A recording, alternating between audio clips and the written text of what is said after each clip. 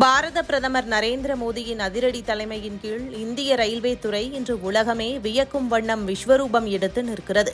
நம் நாட்டின் பெருமைமிகு அடையாளமாக விளங்கும் சென்னை பெரம்பூர் இணைப்பு பெட்டி தொழிற்சாலை தனக்கு வழங்கப்பட்ட வந்தே பாரத் ரயில் பெட்டி தயாரிப்பு இலக்கை மிக வெற்றிகரமாக முடித்து சாதனை படைத்திருக்கிறது. ICF கடந்த சில ஆண்டுகளாக வந்தே பாரத் ரயில்களின் தயாரிப்பில் முக்கிய கவனம் செலுத்தி வருகிறது.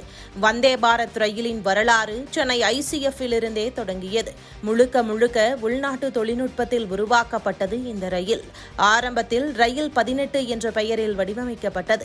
பின்னர் அதற்கு வந்தே பாரத் என்ற பெயரும் சூட்டப்பட்டது. 2019ஆம் ஆண்டு புதுடெல்லி வாரணாசி இடையே முதல் சேவையும் தொடங்கப்பட்டது. இந்திய ரயில்வேயின் தொழில்நுட்ப முன்னேற்றத்தின் அடையாளமாக அது பார்க்கப்பட்டது. அதன் பிறகு வந்தே பாரத் ரயில்களுக்கு பயணிகளிடையே மிகப்பெரிய வரவேற்பும் கிடைத்தது. வேகம், வசதி, நவீன உள்கட்டமைப்பு, பாதுகாப்பு அம்சங்கள் உள்ளிட்ட பல காரணங்களால் இந்த ரயில்கள் விரைவில் பிரபலமடைந்தன.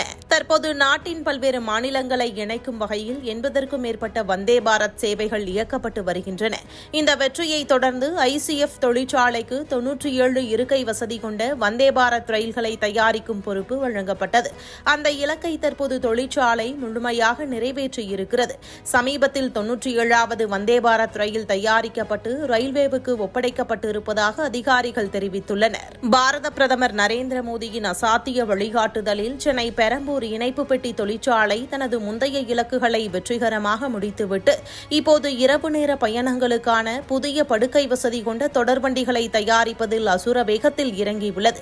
இந்திய தொழில்நுட்ப கண்டுபிடிப்பான கவுச் பாதுகாப்புடன் மணிக்கு 160 கிலோமீட்டர் வேகத்தில் பாயும் இந்த அதிநவீன வண்டிகளில் பயணிக்கும் போது எந்தவித குலுக்கலோ அதிர்வோ சத்தமோ தெரியாத வண்ணம் சிறப்பு அமைப்புகள் சேர்க்கப்பட்டுள்ளன. சொகுசு விமானங்களின் உட்பகுதியை போன்ற பிரம்மாண்ட தோற்றம், கூடுதல் மெத்தென்ற படுக்கைகள், தானியங்கி வாசல்கள், தனித்தனி மின்சார மின்னூட்ட புள்ளிகள் மற்றும் அவசரகால அழைப்பு பொத்தான்கள் என பயணிகளின் வசதிக்காக ஒவ்வொரு அம்சமும் பார்த்து செதுக்கப்பட்டு வருகின்றன.